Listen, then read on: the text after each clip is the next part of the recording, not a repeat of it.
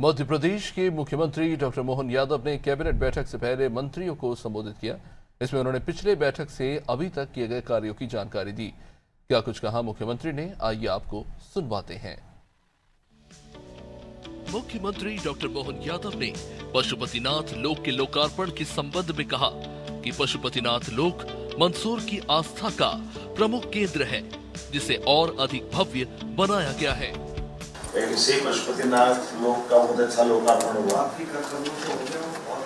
ये आपको कभी मौका मिले और इतनी एक अच्छी चीज बने कि पशुपतिनाथ की प्रतिमा का दोबारा शरण नहीं हो, इसलिए पूजा पाठ से बचा करके इन्होंने नीचे जल भरा के वहां से पाइप लगा करके आपको जल चढ़ाना तो जल चढ़ाओ, प्रतिमा पे नहीं चढ़ेगा, तो प्रतिमा का शरण रुक रहा है। और अच्छे सबने मिलकर के निर्णय किया, बड़ा भव्य बन गया है, बड़ा अच्छा ओपन थिएटर है, प्रतीक्षालय, प्राथमिक चिकित्सा केंद्र है, शिवलीलाओं पर आधारित म्यूनल वाल है, पशुपतिनाथ महादेव की प्रतिमा का इतिहास, अलग अलग क्या क्या मुख से कौन कौन सी भावभूमि में दिखाई देती है, सत्संग भवन, उद्यान, शिव स्तंभ, बहुत अच्छा बना बढ़िया। मुख्यमंत्री डॉक्टर मोहन यादव ने उद्यानिकी फसलों को किसानों की आय बढ़ाने और ग्रामीण अर्थव्यवस्था को सशक्त बनाने का मुख्य जरिया बताया है।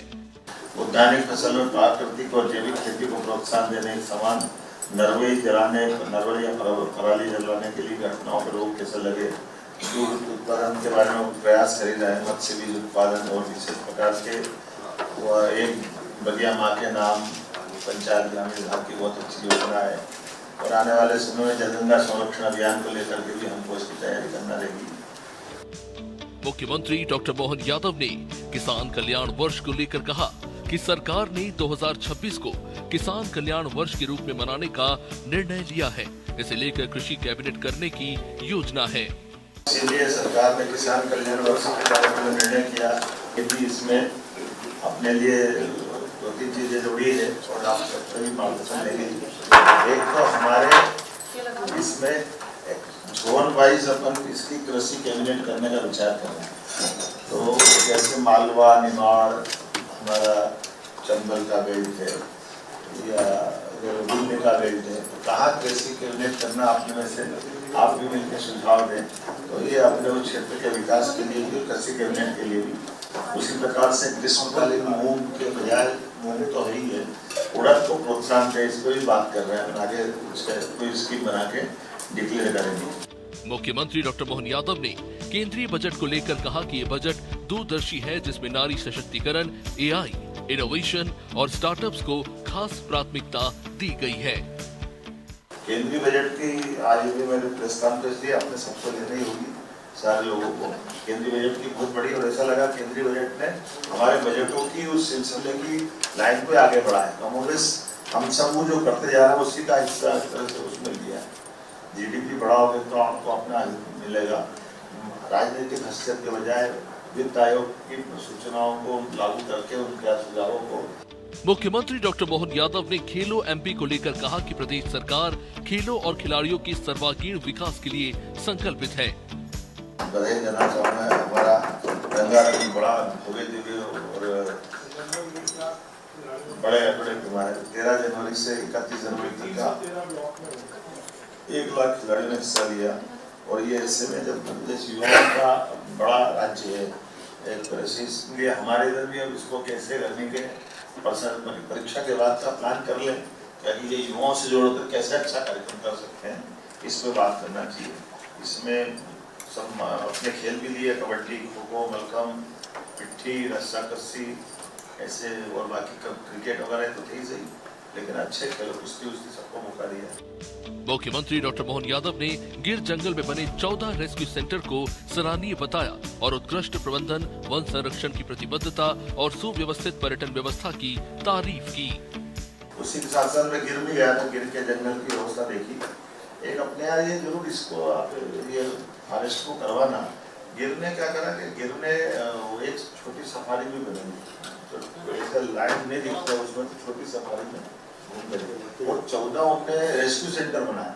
तो रेस्क्यू सेंटर में भी तो जो बाहर से आ रहा है उसको कहने से तो दिखी जाए, जैसे अपने यहाँ से कोई मान लो बांधवगढ़ जाए या खाना किस लिए जाए तो दिखे नहीं दिखे 8 दिन तक, तो फिर परेशान होकर देखा जाए। लेकिन रेस्क्यू सेंटर का इसका प्रयोग उन्हें अच्छा करा। बाकी कुल मिलाकर के अच्छा प्रयोग हुआ, आनंद आया इसे पर्यटन के माध्यम से।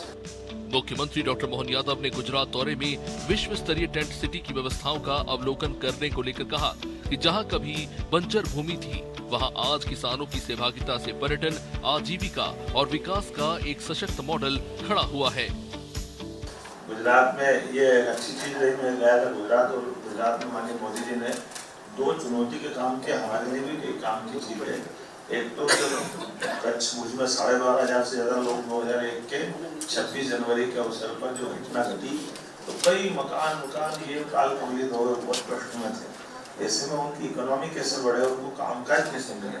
और ये खास बात है कि कच्छ का जिला उनकी पूरे गुजरात की आबादी का 1/4 अकेला एक जिले में ही है, लेकिन किसानों की खेती के रकबे भी उनके अपने खाते में नहीं, क्योंकि सब ऐसी लैंड है जो कोई कहीं भी जानवर चढ़ाओ, कहीं भी कुछ करो, क्योंकि कुछ है नहीं जाता। तो ऐसे में आमदनी बढ़ाने की दृष्टि से लोग छोटे छोटे रोजगार, माताएं बहनें बहुत अच्छे प्रकार से उनकी चीजें बनाती करती है।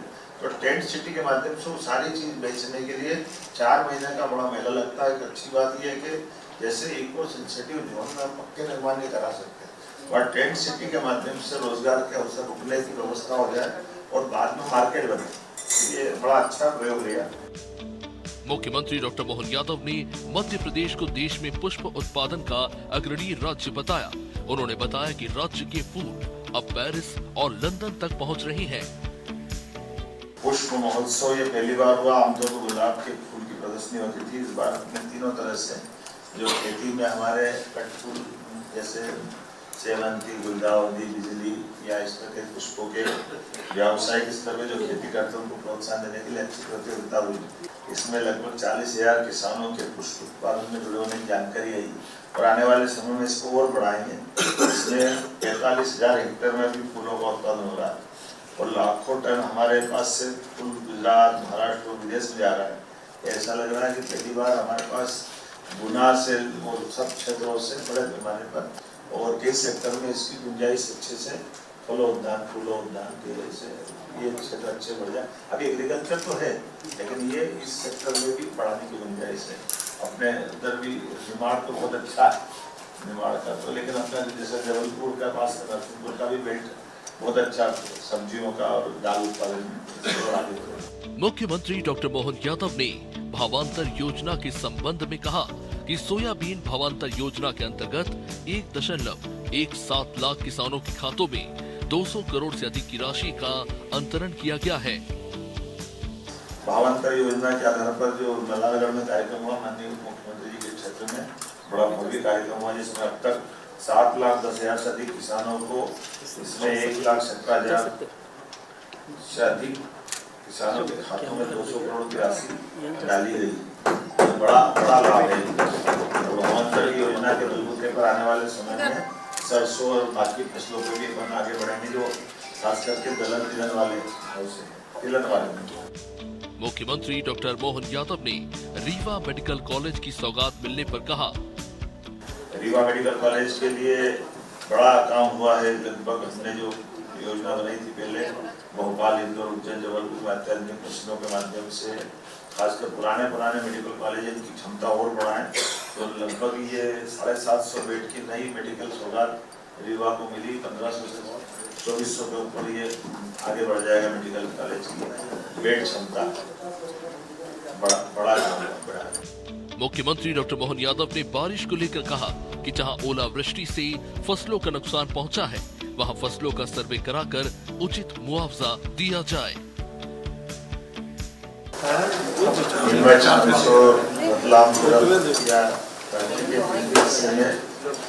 ओला या बारिश के कारण से फसल का नुकसान हुआ है, जिनसे हर एक क्षेत्र में सर्वे कर ले और अपना प्रयास है कि किसी भी हालत में हमारे किसानों को